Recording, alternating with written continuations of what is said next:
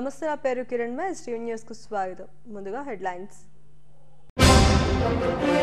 AP assembly సమావేశాలు నిర్వధిక వాయిదా.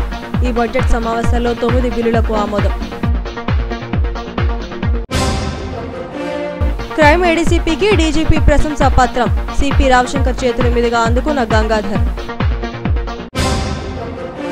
విశాఖ వేదికగా ఆడుదాం ఆంధ్ర రాష్ట్ర స్థాయి క్రీడా పోటీలు. 13న సీఎం జగన్ చేతుల మీదుగా బహుమతుల ప్రాధాన్యం ఉంటుందన్న కలెక్టర్ మల్లికార్జున.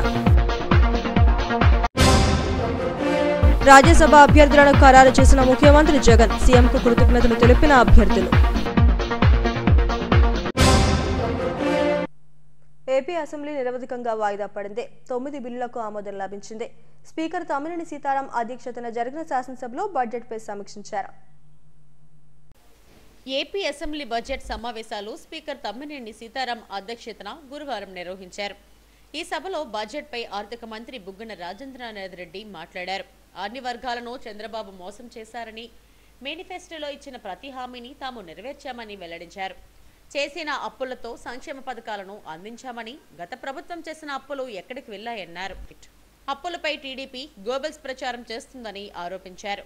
మరోవైపు శాసనమండలిలో కూడా చైర్మన్ మోసేను రాజు అధ్యక్షతన సభ జరిగింది. 3 బిల్లులకు మండలిలో ఆమోదం లభించింది. ఓటాన్ అకౌంట్పై జరిగిన చర్చలో ఎమ్మెల్సీ డాక్టర్ మొండుతోక అరుణ్ కుమార్ మాట్లాడారు. కొత్త ఆలోచనలు, వినూత్న విధానాలను అమలు చేయడం ద్వారా అతి తక్కువ వ్యవధిలోనే ప్రభుత్వం సంతృప్తికరమైన సేవలు అందించిందని చెప్పారు. జగన్ ప్రభుత్వం అద్భుతమైన ప్రగతిని సాధించిందన్నారు. అధ్యక్ష, ఏ ప్రభుత్వం చూసుకున్నా, ఏ బడ్జెట్ చూసుకున్నా గత పాలకులు, గత ప్రభుత్వాలతో పోల్చుకుంటే ఈ బడ్జెట్ ఏ విధంగా బెటర్గా ఉంది, ఏ విధంగా సంక్షేమం మీద, ఏ విధంగా అభివృద్ధి మీద స్పెండ్ చేస్తుందనేది తెలుస్తుంది అధ్యక్ష. ఈ బడ్జెట్ను ఒకసారి చూస్తే అధ్యక్ష, గవర్నమెంట్ ప్రయారిటీస్ దేని మీద ఉన్నాయనేది చూస్తుంది అధ్యక్ష. ఈరోజు హ్యూమన్ డెవలప్మెంట్ ఇండెక్స్ చూసుకుంటే అధ్యక్ష, ఏదైతే సస్టైనబుల్ డెవలప్మెంట్ గోల్స్లో భాగంగా ఏదైతే విద్య మీద, వైద్యం మీద హయ్యెస్ట్ ప్రయారిటీ గత ప్రభుత్వాలతో పోల్చుకుంటే ఈ ప్రభుత్వం ఎంత ప్రయారిటీస్తో చూస్తున్నాం అధ్యక్ష. అధ్యక్ష, ఇందాక ఈ బడ్జెట్ మీద మాట్లాడినప్పుడు సోదరులు చిరంజీవి గారు మాట్లాడారు అధ్యక్ష. మాట్లాడినప్పుడు ఆయన జీడిపి గ్రోత్ గురించి, జీడిపి రేట్ల గురించి మాట్లాడారు. నాకు తెలుసుండి చిరంజీవి గారు కూడా ఎకనామిక్స్, స్టాటిస్టిక్స్ లెక్చర్ అయి ఉంటారు. ఒకసారి ఈ జీడిపి రేట్ చూసేటప్పుడు అధ్యక్ష, గ్రోత్ వర్సెస్ డెవలప్మెంట్ చూడాలి అధ్యక్ష. ఏదో లెక్కలతో చూసి ఆ పర్సంటేజ్ తగ్గింది, ఈ పర్సంటేజ్ పెరిగిందని కాకుండా గ్రోత్ వర్సెస్ డెవలప్మెంట్ చూడాలి అధ్యక్ష. ఈ ప్రభుత్వం డెవలప్మెంటల్ స్టేట్ వైపు వెళ్తుంది అధ్యక్ష. ఈ ప్రభుత్వం వెల్ఫేర్ స్టేట్ నుంచి, డెవలప్మెంట్ స్టేట్ నుంచి ఈ రెండూ కలుపుకుని డెవలప్మెంట్ స్టేట్గా ఈ ప్రభుత్వం పనిచేస్తుంది అధ్యక్ష. ఈ ప్రభుత్వం ఏదైతే ఈ బడ్జెట్లో చెప్పింది అధ్యక్ష, 6 పాయింట్లు అధ్యక్ష. ఒకటి డీసెంట్రలైజేషన్ అంటే, ఎప్పుడు డీసెంట్రలైజేషన్ గురించి మాట్లాడినా ప్రతిపక్షాలు అందరూ కూడా ఈ రాష్ట్ర రాజధాని గురించో, 3 రాజధానుల గురించో మాట్లాడతారు. కానీ ఈ డీసెంట్రలైజేషన్లో భాగంగా గ్రామ సచివాలయాల గురించి మాట్లాడరు, వాలంటీర్ల గురించి మాట్లాడారు అధ్యక్ష. గ్రామ సచివాలయాలు వీళ్ళకి కనపడదు అధ్యక్ష. డీసెంట్రలైజేషన్ వీళ్ళకి పంచాయతీతోనే అయిపోయింది. ఆ పంచాయతీ కింద గ్రామ సచివాలయం డీసెంట్రలైజ్డ్ డెవలప్మెంట్ కాదనేది వీళ్ళ వాదన అధ్యక్ష. గాంధీజీ కళ్ళ కళ్ళం, అమర్త్యసేను చెప్పిన మాటలు ఒక్కసారి గుర్తు చేసుకున్న అధ్యక్ష. డీసెంట్రలైజేషన్లో భాగంగా డెవల్యూషన్ ఆఫ్ పవర్స్ ఎక్కడి దాకా వచ్చినాయి ఒకసారి ప్రతిపక్ష పార్టీలకి, అదేవిధంగా మిగిలిన మిత్రులు తెలుసుకోవాలి అధ్యక్ష. అదేవిధంగా అధ్యక్ష, హ్యూమన్ డెవలప్మెంట్ ఇండెక్స్, ఇందులో భాగంగా హెల్త్ కావచ్చు, ఎడ్యుకేషన్ మీద కావచ్చు, ఈ గవర్నమెంట్ గత ప్రభుత్వాలతో పోల్చుకుంటే, గత పాలకులతో పోల్చుకుంటే ఎటువంటి రిఫార్మ్స్ని ఈ ప్రభుత్వం తీసుకొచ్చిందో ఒకసారి గమనించాలి అధ్యక్ష. అధ్యక్ష, వాళ్ళు కూడా ప్రతిపక్ష పార్టీ వాళ్ళు కూడా 14 సంవత్సరాలు, 15 సంవత్సరాలు, 20 సంవత్సరాలు పరిపాలన చేశారు. మరి వాళ్ళకు లేని థాట్స్, వాళ్ళకు లేని ఇన్నోవేటివ్ ఐడియాస్ ఈ ప్రభుత్వంలో పేద ప్రజల కోసం, సంక్షేమం కోసం ఏ విధంగా వచ్చింది అధ్యక్ష? ఎందుకు అప్రిషియేట్ చేయరు అధ్యక్ష? అసెంబ్లీలో టీడీపీ సభ్యులు ఓవరాక్షన్ చేసి వాయిదా తీర్మానాన్ని ప్రవేశపెట్టారు. దీన్ని స్పీకర్ తమ్మినేని తిరస్కరించారు. పార్టీ ఫిరాయించిన ఎమ్మెల్సీలు సి రామచంద్రయ్య, వంశీకృష్ణ శ్రీనివాసులకు నోటీసులు ఇచ్చారు. అలాగే ఎమ్మెల్యేలు మేకపాటి చంద్రశేఖర్ రెడ్డి, ఆనం రామనారాయణ రెడ్డి, కోటంరెడ్డి శ్రీధర్ రెడ్డి, ఉండవల్లి శ్రీదేవిలపై కూడా స్పీకర్ తమ్మినేని విచారణ చేపట్టనున్నారు. పోలీసు శాఖలో అత్యుత్తమ పనితీరు కనబరిచిన అధికారులకు రాష్ట్ర డీజీపీ అందజేసే ప్రతిష్టాత్మక ప్రశంసా మెడల్ను విశాఖ క్రైమ్ ఏడీసీపీ గంగాధర్కు లభించింది.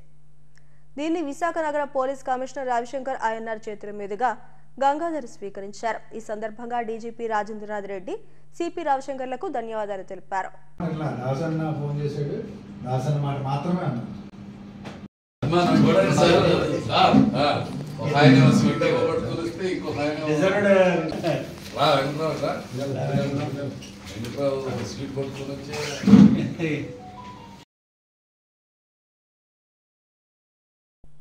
రాష్ట్ర స్థాయి ఆడదాం ఆంధ్ర క్రీడా పోటీలకు విశాఖ వేదిక అయింది. ఈ నెల 9 నుంచి 13వ తేదీ వరకు జరిగే రాష్ట్ర స్థాయి పోటీలకు మొత్తం 2964 మంది క్రీడాకారులు హాజరవుతున్నారు. వీరితో పాటు మరో 500 మంది నిపుణులు విశాఖ వస్తున్నారు. వీరికి భోజన వసతితో పాటు రవాణా సౌకర్యాలు ఏర్పాటు చేశామని కలెక్టర్ మల్లికార్జున వెల్లడించారు. రాష్ట్ర ప్రతిష్టాత్మకంగా ఆడదాం ఆంధ్ర పేరుతో 5 రకాల క్రీడా పోటీలను నిర్వహించింది. జిల్లా స్థాయిలో ఎంపికైన రాష్ట్ర స్థాయి క్రీడాకారులందరూ విశాఖలో జరిగే పోటీలకు హాజరవుతున్నారు. ఈ నెల 9వ తేదీ నుంచి 13వ తేదీ వరకు విశాఖ రైల్వే స్టేడియంలో జరిగే ఆడుదాం ఆంధ్ర క్రీడా సంబరాలను జయప్రదం చేయాలని జిల్లా కలెక్టర్ డాక్టర్ మల్లికార్జున తెలిపారు. కలెక్టరేట్లో ఆయన మీడియాతో మాట్లాడారు. ఈ నెల 13వ తేదీన ముఖ్యమంత్రి జగన్మోహన్ రెడ్డి చేతుల మీదుగా పీఎం పాలెంలోని వైఎస్ఆర్ క్రికెట్ స్టేడియంలో జరిగే ముగింపు వేడుకల్లో బహుమతులు అందజేస్తారని చెప్పారు. ఈ క్రీడా పోటీల షెడ్యూల్ను విడుదల చేశారు. 26 జిల్లాల నుంచి 2964 మంది క్రీడాకారులు విశాఖకు వస్తున్నారని చెప్పారు. వారితో పాటుగా మరొక 500 మంది సాంకేతిక నిపుణులు కూడా ఉంటారని వెల్లడించారు. చెన్నై సూపర్ కింగ్స్ జట్టుకు, ప్రో కబడ్డీ టీంకు శిక్షణాపరమైన సహకారం అందించిన నిపుణులు, వివిధ తెలుగు అసోసియేషన్ల సభ్యులు వేడుకలకు హాజరవుతారన్నారు. 5 రకాల క్రీడాంశాల్లో పాల్గొనేందుకు ఒక్కో జిల్లా నుంచి ఒక మహిళ, పురుషుల టీంలు కలిపి మొత్తం 52 బృందాలు వస్తున్నట్టు చెప్పారు. వీరికి ఆనందపురం మండలం మధురవాడ పరిధిలోని సుద్దగెడ్డ, టీట్కో గృహాల్లోనూ, ఏయూ హాస్టల్స్ లోనూ వసతి కల్పిస్తున్నట్టు చెప్పారు. వీరంతా క్రీడా మైదానం చేరుకునేందుకు రవాణా సౌకర్యం ఏర్పాటు చేశామని, భోజన వసతితో పాటు అన్ని సౌకర్యాలు సిద్ధం చేశామన్నారు. 8 వేడుకల్లో 5 లక్షల క్రీడా పోటీలు నిర్వహిస్తామని చెప్పారు. రాష్ట్ర స్థాయి విజేతలకు 87 లక్షలు విలువైన బహుమతులు అందజేస్తామన్నారు. ఒక్క విశాఖ జిల్లా నుంచి 114 మంది క్రీడాకారులు ఈ రాష్ట్ర స్థాయి క్రీడా పోటీల్లో పాల్గొంటున్నారని చెప్పారు. శాంతి భద్రతలకు విఘాతం కలగకుండా అన్ని చర్యలు చేపట్టామని జాయింట్ పోలీస్ కమిషనర్ ఫకీరప్ప తెలిపారు. మనకి విశాఖపట్నం రైల్వే గ్రౌండ్లో హానరబుల్ స్పోర్ట్స్ మినిస్టర్ గారి ఆధ్వర్యంలో ఈ కార్యక్రమం లాంచ్ చేసుకోవడం జరుగుతుంది. అలాగే శాప్ చైర్మన్ కావచ్చు, శాప్ మెంబర్స్ అందరూ కూడా రావడం జరుగుతుంది. అలాగే మనకి 13వ తారీఖు అంటే ఈ 13 ఫిబ్రవరి హానరబుల్ సీఎం గారు క్లోజింగ్ సెరమనీకి రావడం జరుగుతుంది. అది మనకి ACI cricket stadium PM Palem ఎక్కడైతే ఉందో అక్కడ స్టేడియంలో హానరబుల్ సీఎం గారు రావడం జరుగుతుంది. ఆ రోజు కూడా మనకి పెద్ద ఎత్తున కార్యక్రమానికి ప్రజలు హాజరవుతారు. అలాగే పెద్ద ఎత్తున కార్యక్రమం చేయడానికి కూడా అన్ని రకాల ఏర్పాట్లు కూడా సిద్ధం చేస్తున్నాం. అండ్ వీటికి సంబంధించి చూసుకుంటే ఇంతవరకు సోఫార్ మనకు స్టేట్ లెవెల్లో 119 కోట్లు ఖర్చుతో ఈ ప్రోగ్రామ్ని ముందుకు తీసుకెళ్ళడం జరిగింది. అలాగే మనకి బహుమతుల విషయానికి వచ్చి చూస్తే టోటల్గా మనకి 12.2 కోట్లు బహుమతులకి కేటాయించడం జరిగింది. అలాగే మనకి ఫైనల్స్ అంటే స్టేట్ లెవెల్ ఫైనల్స్ జరిగినప్పుడు ఒక్కొక్క ఈవెంట్లో ఎంత ప్రైజ్ ఇస్తారనేది కూడా మనకుంది. మనకి ఎక్సెప్ట్ బ్యాడ్మింటన్ తరపు నుంచి మిగతా అన్ని అయితే మనకు క్రికెట్, కబడ్డీ, ఖోఖో, వాలీబాల్ ఏదైతే మనకి టీమ్ ఈవెంట్స్ ఉన్నాయో ఈ టీమ్ ఈవెంట్స్ అంటలో కూడా ఫస్ట్ ప్రైజ్ 5 లక్షలు ఇవ్వడం జరుగుతుంది మొదటి స్థానంలో నిలబడిన టీంకి. అలాగే రెండో స్థానం నిలబడిన టీంకి 3 లక్షలు, అలాగే మూడో స్థానంలో నిలబడిన టీంకి 2 లక్షలు ఇవ్వడం జరుగుతుంది. అలాగే బాల్ బ్యాడ్మింటన్ ఏదైతే వ్యక్తిగత క్రీడ ఉందో అక్కడ మాత్రం మనకి మొదటి ప్రైజ్కి 2 లక్షలు, అలాగే రెండవ ప్రైజ్కి 1 లక్ష రూపాయలు, అలాగే థర్డ్ ప్రైజ్కి 50,000 రూపీస్ బహుమతి కూడా ప్రదానం చేయడానికి అన్ని ఏర్పాట్లు జరుగుతున్నాయండి. అలాగే మనకు ఇక్కడ 26 జిల్లాల నుంచి తరలి వస్తున్న క్రీడాకారులకి అలాగే టెక్నికల్ సిబ్బంది అందరూ కూడా ఇక్కడ మనము డిస్ట్రిక్ట్ అడ్మినిస్ట్రేషన్ తరఫు నుంచి అన్ని ఏర్పాట్లు చేయడం జరిగింది. మనకి ఉమెన్కి మెన్ కూడా సపరేట్గా మనకు ఏర్పాటు చేయడం జరిగింది. ఉమెన్కి సంబంధించింది మేజర్గా మనకు సుద్దగడ్డ ఏరియా కావచ్చు, ఏ యూనివర్సిటీ ఏరియా కావచ్చు, అక్కడ ఆ ఏరియాలో మనం ఏర్పాటు చేసుకోవడం జరిగింది. సో ఉమెన్ తాలూకా మనకి అక్కడ బేసిక్ ఏర్పాట్లు డ్రింకింగ్ వాటర్ కావచ్చు, ఫుడ్ అరేంజ్మెంట్స్ కావచ్చు, శానిటేషన్ కావచ్చు, అలాగే సెక్యూరిటీ సంబంధించింది అలాగే మనకు జాయింట్ కమిషనర్ పోలీస్ గారు చెప్తారు. సో ఇవన్నీ ఏర్పాట్లు కూడా చేసుకోవడం జరిగింది. ఇంక్లూడింగ్ మెన్ కూడా ఇటువంటి ఏర్పాట్లే చేయడం జరిగింది. అలాగే మరొక ప్రత్యేకత కూడా మనకు చూసుకుంటే ఈ ఆడదాం అదర్ స్టేట్ లెవెల్ స్పోర్ట్స్ సంబంధించుకొని చూసుకుంటే ఈ కార్యక్రమం సరిపోయే విధంగా బందోబస్తు ఏర్పాట్లన్నీ 13th ఆ కార్యక్రమానికి సరిపోయే విధంగా బందోబస్తు ఏర్పాట్లన్నీ కమిషనర్ ఆఫ్ పోలీస్ ఆధ్వర్యంలో జాయింట్ కమిషనర్ ఆఫ్ పోలీస్, 2 డీసీపీలు మరియు అడిషనల్ డీసీపీస్ ఆధ్వర్యంలో సరిపోయే విధంగా బందోబస్తుని ఏర్పాటు చేసుకోవడం జరుగుతుంది. ప్రస్తుతంగా ప్లేయర్స్ వచ్చి 5 ప్లేస్లో అకామిడేషన్ ఆల్రెడీ షెడ్యూల్లో వచ్చి ఉన్నారు. ప్లేయర్స్కి సరిపోయే విధంగా బందోబస్తు, మహిళా ప్లేయర్స్లో ప్లేస్ చేస్తున్న ప్లేస్లో మహిళా పోలీసులతో బందోబస్తు, దిశ వ్యాన్తో అన్ని బందోబస్తు ఏర్పాటు చేసి రౌండ్ ది క్లాక్ సెక్యూరిటీ పెట్టడం జరిగింది. తర్వాత 5 వెన్యూలో జరగబోయే మ్యాచ్కి కూడా ఒక్కొక్క వెన్యూలో ఒక అడిషనల్ డీసీపీ ర్యాంక్ ఆఫీసర్స్ ఆధ్వర్యంలో బందోబస్తు ఏర్పాటు చేసుకోవడం జరుగుతుంది. Final day commissioner of police and joint commissioner of police ఆధ్వర్యంలో అన్ని వెన్యూతో ప్లేసెస్తో కలిపి 2000 మంది పోలీస్ ఆఫీసర్స్తో బందోబస్తుని ఏర్పాటు చేసుకోవడం జరుగుతుంది. దీనికి వచ్చే అంబాసిడర్స్, ప్లేయర్సు, ప్రజాప్రతినిధులు, విఐపీస్, వివిఐపీస్ అందరికీ సెక్యూరిటీ పరంగా ఎటువంటి ఇబ్బంది లేకుండా ఈ కార్యక్రమాన్ని సజావుగా జరిగే విధంగా చర్యలు చేపట్టడానికి సిటీ పోలీస్ యంత్రాంగాన్ని సెక్యూరిటీ అరేంజ్మెంట్స్ని ఏర్పాటు చేసుకోవడం జరిగింది. ముందస్తు భాగంగా సిటీలో అసాంఘిక శక్తుల కార్యకలాపాలను అరికట్టడానికి bomb disposal squads, dog squads, checking at suspects, railway stations, airports అన్ని ప్లేస్లో నిఘా పెంచి ఎటువంటి అవాంఛనీయ సంఘటన జరగకుండా ఈ నెల 9వ తేదీన రైల్వే స్టేడియంలో క్రీడల శాఖ మంత్రి ఆర్కే రోజా పోటీలను ప్రారంభిస్తారు. 13న వైఎస్ఆర్ క్రికెట్ స్టేడియంలో జరిగే వేడుకలకు ముఖ్యమంత్రి జగన్ హాజరై విజేతలకు బహుమతులు ప్రదానం చేస్తారు. రాజ్యసభకు పోటీ చేసే 3 అభ్యర్థులను వైసీపీ ప్రకటించింది. రాజ్యసభ బరిలో వైవి సుబ్బారెడ్డి, గొల్ల బాబురావు, మేడా రఘునాథ్ రెడ్డిలు పేర్లను ముఖ్యమంత్రి జగన్ ఖరారు చేశారు. ఈ నెల 15వ తేదీ వరకు నామినేషన్లు స్వీకరించనున్నారు. ఏపీలో 3 రాజ్యసభ స్థానాలకు 27వ తేదీన పోలింగ్ జరగనుంది. ముఖ్యమంత్రి జగన్ అసెంబ్లీలోని ఆయన కార్యాలయంలో కలిసి అభ్యర్థులు కృతజ్ఞతలు తెలిపారు. ఈ సందర్భంగా అభ్యర్థులను సీఎం జగన్ అభినందించారు.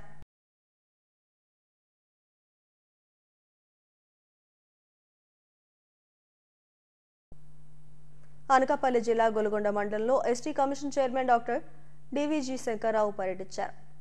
ఇటీవల భోగంపేట హాస్టల్లో విద్యుత్ షాక్ గురై విద్యార్థి మరణించారు. ఈ నేపథ్యంలో హాస్టల్ను పరిశీలించి వివరాలు సేకరించారు. అనంతరం విద్యార్థి తల్లిదండ్రులను పరామర్శించి ఓదార్చారు.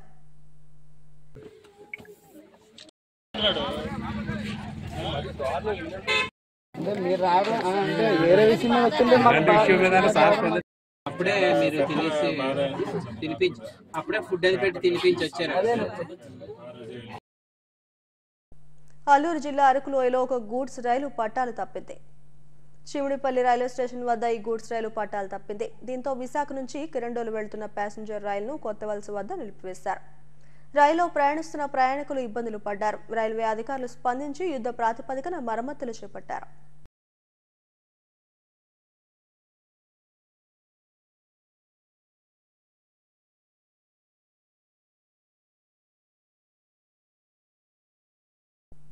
విశాఖ ఆంధ్రప్రదేశ్ ప్రగతికి దిక్సూచి అని పల్సస్ సీఈఓ గేదెల శ్రీనిబాబు అన్నారు. విశాఖలో పరిశ్రమలు, సంస్థల స్థాపన కోసం ఉన్న అద్భుత అవకాశాలు తెలియజేసేందుకు ఈ నెల 9వ తేదీన 10,000 మందితో గురజాడ కళాక్షేత్రంలో యువశక్తి సదస్సు నిర్వహిస్తున్నామని శ్రీనిబాబు తెలిపారు. ఇందుకు సంబంధించిన విజన్ డాక్యుమెంట్ను ఆయన ఆవిష్కరించారు.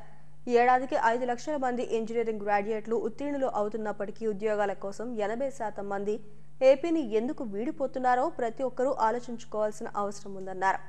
12 సంవత్సరాల్లో 50 లక్షల మందికి పైగా విదేశాలకు వెళ్లిపోవడం ఆందోళనకర విషయంగా ఆయన చెప్పారు. దీన్ని దృష్టిలో పెట్టుకుని ఇప్పటి వరకు 20 సదస్సులు నిర్వహించి ఎంతో మందికి స్థానికంగా ఉపాధి కల్పించామని వెల్లడించారు. శక్తి సదస్సు నిర్వహించబోతున్నాం. ఇంతవరకు మన ఉత్తరాంధ్రలో దాదాపుగా ఒక 5 యువశక్తి సదస్సులు, ఒక 5 రైతు సదస్సులు, ఒక 5 సామాజిక సదస్సుల ద్వారా ఒక 25 లక్షల మందికి చేరువవ్వడం జరిగింది. అలాగే వచ్చే 45 నుంచి 50 రోజుల్లో ఒక 10 యువశక్తి సదస్సులు, ఇంకొక 10 రైతు సదస్సులు చేసి తద్వారా ఒక 2 కోట్ల మందికి రీచ్ అయ్యే విధంగా కార్యాచరణ రూపొందించడం జరిగింది. ఈ సదస్సుల యొక్క ముఖ్య ఉద్దేశం మన ఉపాధి మనమే కల్పించుకోవడం, నేటి విద్యార్థులే రేపటి పారిశ్రామికవేత్తలుగా తీర్చిదిద్దడం, దానితో పాటు రైతుల్ని వాళ్ళ ఉత్పత్తులని వాళ్ళే అమ్ముకునే విధంగా ఒక వ్యాపారవేత్తలుగా తయారు చేసే విధంగా కార్యాచరణ రూపొందించడం జరిగింది. మన విశాఖపట్నం గురించి మాట్లాడుకుంటే, విశాఖపట్నం ప్రజెంట్ ఆర్థిక వ్యవస్థ దాదాపుగా $48 బిలియన్. ఈ ఆర్థిక వ్యవస్థను వచ్చే 2030 కల్లా 100 బిలియన్ల ఆర్థిక వ్యవస్థగా తీర్చిదిద్దడానికి ఏం చేస్తే ఇది మనం అచీవ్ చేయగలం, ఇంతవరకు చేసింది ఏంటి, చేయబోయేది ఏంటి అనేది రేపు మన యువశక్తి సదస్సులో విపులంగా చెప్తాం. దాంట్లో కొన్ని ఇంపార్టెంట్ పాయింట్స్ ఇప్పుడు మీకు వివరిస్తాను. దాదాపుగా 2.25 లక్షల మంది ఉద్యోగులు ఉన్నారు, డైరెక్ట్ ఎంప్లాయీస్. ఇండైరెక్ట్గా ఇంకొక 8 లక్షల మంది ఉపాధి పొందుతున్నారు. అంటే ఒక డైరెక్ట్ ఎంప్లాయీ క్రియేట్స్ అందర్ 4 ఎంప్లాయీస్ అన్నమాట ఇండైరెక్ట్గా. అలాగా 10 లక్షల మంది ఉపాధి ద్వారా మన విశాఖపట్నం ఏరియాలో దాదాపుగా 40 లక్షల మంది, విశాఖపట్నం విఎంఆర్డి ఏరియాలో దాదాపు 40 లక్షల మంది ఉంటున్నారు ఇప్పుడు. అలాగే మన విశాఖపట్నంకి హైదరాబాద్ హెచ్ఎండిఏ ఏరియా కానీ కంపేర్ చేసుకుంటే విశాఖపట్నం ఏరియా దాదాపుగా 7,500 స్క్వేర్ కిలోమీటర్స్. మీకు తెలుసా, విశాఖపట్నం ఏరియా కన్నా హైదరాబాద్ హెచ్ఎండిఏ ఏరియా అనేది చాలా చిన్నదని. చాలా చిన్నదంటే కొంచెం తక్కువ. హైదరాబాద్ హెచ్ఎండిఏ ఏరియా 7,200 కిలోమీటర్లు మాత్రమే, చదరపు కిలోమీటర్లు మాత్రమే. మన విశాఖపట్నానికి అంత అవకాశం ఉన్నా, పారిశ్రామిక పరంగా ఎదిగే అవకాశం ఉన్నా ఎందుకు మనం ఆ అవకాశాన్ని సద్వినియోగపరచుకోలేకపోతున్నాం? మన యువత సంవత్సరానికి మన ఆంధ్రప్రదేశ్ నుంచి దాదాపుగా 5 లక్షల మంది పట్టభద్రులు వస్తూ ఉంటే 5 లక్షల మందిలో 5 లక్షల మంది ప్రతి సంవత్సరం ఉత్తీర్ణులై వస్తున్నారు. 5 లక్షల మందిలో ఎంతమంది స్థానికంగా ఉపాధి పొందుతున్నారు, ఎంతమంది వలస వెళ్ళిపోతున్నారు? ఎప్పుడైనా ఆలోచించారా? మన యువతని మన పరిశ్రమలకు అనుగుణంగా తీర్చిదిద్దే విధంగా ఒక కార్యాచరణ రూపొందించడం జరిగింది. Majority some of the points ఇంకా క్లియర్గా విపులంగా ఏ సెక్టర్లో ఎంతమంది ఉన్నారు, ఆ సెక్టర్ని మనం సాంకేతిక పరంగా అభివృద్ధి చేయడం కోసం ప్రస్తుతం యొక్క యువత పాత్ర ఏంటి అనేది రేపు సదస్సులో వివరించడం జరుగుతుంది.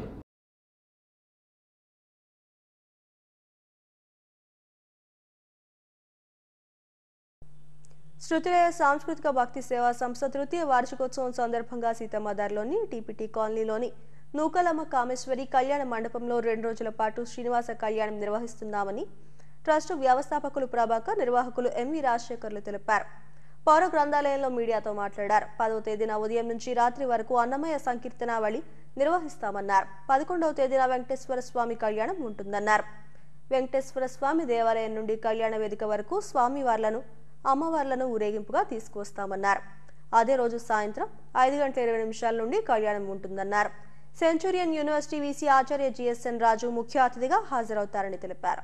టీపీటీ కాలనీ సీతమ్మదారిలో ఉన్నటువంటి టీపీటీ కాలనీ శ్రీ లలిత నౌకల కామేశ్వరి కళ్యాణ మండపంలో ఉదయం 9 గంటల నుంచి రాత్రి 9 గంటల వరకు కూడా 12 గంటల పాటు అన్నమయ్య సంకీర్తన రవళి అని చెప్పి ఒక కార్యక్రమాన్ని ఏర్పాటు చేశాం.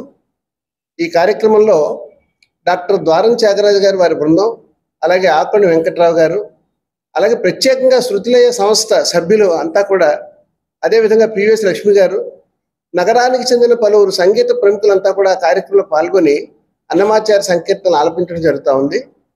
మరి అదే రోజున మనకి ఈ కార్యక్రమం ప్రారంభోత్సవానికి సద్గురు సేవాశ్రమం వ్యవస్థాపకులు రాజుగారు, అలాగే సెంచురియన్ ఛాన్సలర్ ఆచార్య జిఎస్ఎన్ రాజు గారు ఈ కార్యక్రమానికి వచ్చి వీళ్ళిద్దరు కూడా ప్రారంభించడం జరుగుతూ ఉంది. సంస్థ మా సంగీత సంస్థ ద్వారాగా మేము స్వామివారి కళ్యాణం గత 2 సంవత్సరాల్లో చేస్తూ వస్తున్నాం. ఇది 3వ సంవత్సరం, 3వ వార్షిక కళ్యాణోత్సవం. ఈ కళ్యాణోత్సవం లోక కళ్యాణార్థమే మేము నిర్వహించడం అయింది. మా బంధుమిత్రులు, పెద్దలు వీరందరి సహాయ సహకారాలతో ఏటికి 7 దిగ్విజయంగా నిత్యనూతనంగా జరిగించడానికి నిర్ణయం తీసుకున్నాం. అందులో భాగంగా ఈ నెల 10, 11వ తేదీలో స్వామివారి కళ్యాణం మరియు అన్నమాచార్యుల వారి సంకీర్తన ఉంటుంది. సో విశాఖ వాసులని ఈ సందర్భంగా నేను కోరుకునేది ఏంటంటే, గాజువాక 60వ వార్డు వాంబే కాలనీలో కొండపై వెలిసిన వెంకటేశ్వర స్వామి ఆలయ ప్రాంగణంలో చోరీకి విఫలయత్నం చేశారు. వీరిలో ఒకరిని స్థానికులు పట్టుకుని పోలీసులకు అప్పగించారు. దేవాలయంలో ఉన్న ఐరన్ను దొంగిలించేందుకు 4 వ్యక్తులు చొరబడ్డారు. స్థానిక యువకులు వారిని పట్టుకునేందుకు ప్రయత్నించగా 3 పరారయ్యారు. ఓ వ్యక్తిని పట్టుకుని పోలీసులకు అప్పగించినట్లుగా ఆలయ ధర్మకర్త మంత్రి మంజుల తెలిపారు. 8 గంటల ప్రాంతంలో మరి ఎక్కడి నుంచి వచ్చారో తెలీదు, దొంగతనం చేయడానికి వచ్చి మరి పట్టపగల రోజుకి కూడా బళ్ళు, కోళ్ళు, అలాగే ఏ సామాన్లు బయట ఉంటాయి పట్టుకెళ్ళిపోతున్నారు. ఎవరా అనుకుంటే ఎవరో కూడా కంటపడలేదు. మరి ఈరోజు పట్టపగలే వెంకటేశ్వర స్వామి టెంపుల్ పై నుంచి మరి అలాగే సిమెంట్ మూటలు అనగా, రాడ్లు అనగా, మరి ప్లేట్లు, అలాగే కొన్ని వంట సామాన్లు మూట కట్టుకొని పట్టుకెళ్ళిపోతుండగా మేము దొంగలు వీళ్ళు పరిగెట్టి వెళ్ళిపోతుంటే పట్టుకోవడం జరిగింది వెంటపడి. మామూలుగా అయితే మేము రన్నింగ్ చేయలేం కానీ బళ్ళు మీద వెళ్ళి పట్టుకున్నారు. పట్టుకుంటే ఒకడు మిస్ అయిపోయారు, ఒకరు దొరికారు. మరి అలాగే గాజువాక లాండ్ ఆర్డర్కి ఫోన్ చేయడం జరిగింది. 100కి కాల్ చేస్తే ఇమీడియట్లో వాళ్ళు యాక్సెప్ట్ చేసి పోలీసు వారిని పంపించారు. మరి గాజువాక ఏసీపీ గారికి కూడా కాల్ చేశాను. ఏసీపీ గారు వెంటనే స్పందించి మరి గాజువాక స్టేషన్ నుంచి పంపించి ఇమీడియట్లో వాళ్ళపై యాక్షన్ తీసుకెళ్ళడం జరిగింది. పోలీసు వారికి అలాగే 100 కాల్ వారికి అందరికీ కూడా ప్రత్యేక ధన్యవాదాలు తెలియజేస్తూ మరి ఎలాంటి దొంగతనాలు జరగకుండా బహు జాగ్రత్తలు తీసుకుంటారని తెలియజేస్తున్నాం. మరి అలాగే వెంకటేశ్వర స్వామి ఆలయం దగ్గర పట్టపగల దొంగతనం చేయడం అన్నది మరి అది చాలా బాధాకరమైన విషయం. ఈ కాలనీలో వాంబే కాలనీ, బానోజీ తోట, వాంబే కాలనీ, కొండపైన అన్ని కూడా మాకు లోన్ నెట్టుకుంటాకి. జీవీఎంసీ 15వ వార్డులో గీతం జిమ్సర్ హాస్పిటల్ ఆధ్వర్యంలో ఉచిత వైద్య శిబిరం నిర్వహించారు. 15వ వార్డు టీడీపీ అధ్యక్షుడు బుగ్గ సత్యనారాయణ ఈ శిబిరం ప్రారంభించారు. వార్డులోని ప్రజలందరికీ వైద్య పరీక్షలు నిర్వహించారు. ఆపరేషన్లు అవసరమైన వారికి గీతం ఆసుపత్రికి సిఫారసు చేశారు. ఈ కార్యక్రమంలో టీడీపీ నాయకులు, కార్యకర్తలు పాల్గొన్నారు.